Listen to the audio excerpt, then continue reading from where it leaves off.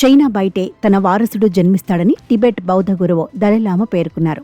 ఆయన కొత్తగా రాసిన పుస్తకంలో ఈ విషయాన్ని వెల్లడించారు. దీంతో దాదాపు 6 దశాబ్దాలుగా టిబెట్ నియంత్రణపై చైనాతో ఆయనకు వివాదం ఉన్న విషయం తెలిసిందే. తన తర్వాత దలైలామా వారసత్వం కొనసాగాలని ఆయన రాసిన వాయిస్ ఫర్ ది వాయిస్లెస్లో కోరారు. ఈ పుస్తకాన్ని ఓ ఆంగ్ల వార్తా సంస్థ సమీక్షించింది.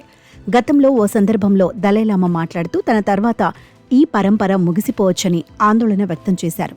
కానీ ఈ తాజా పుస్తకంలో మాత్రం చైనా బయట పుడతారని పేర్కొన్నారు. తన పునర్జన్మ టిబెట్ బయట జరగచ్చని, అది భారత్లో కూడా కావచ్చని ఆయన పేర్కొన్నారు. పూర్వీకుల పనిని ముందుకు తీసుకెళ్లడానికి ఉద్దేశించిందే పునర్జన్మ. కొత్త దలైలామా చైనా బయట స్వేచ్ఛ ప్రపంచంలో జన్మిస్తాడు. అందుకే తన బాధ్యత అయిన విశ్వకరుణకు గొంతుకగా ఉంటారు అని పేర్కొన్నారు.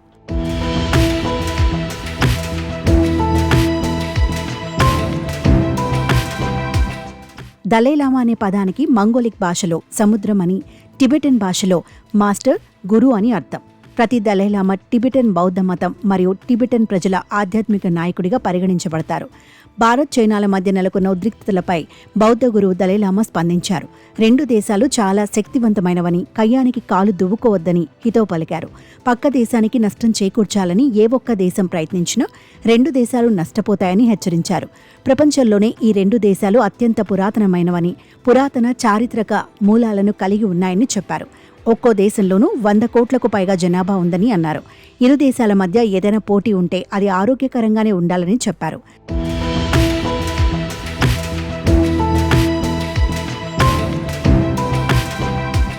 చైనా చరిత్రలో ఎంతో ప్రాధాన్యత ఉందని, అలాంటి బౌద్ధానికి గురువైన బుద్ధుడి జన్మస్థలం భారత్ అని దలైలామా తెలిపారు. అందుకే ఈ 2 దేశాలు పరస్పరం సహకరించుకుంటూ ఇతర దేశాలకు మార్గదర్శకంగా ఉండాలని హితవు పలికారు. 2011 నుంచి దలైలామా పాలనాపరమైన అంశాలపై వ్యాఖ్యానించలేదు.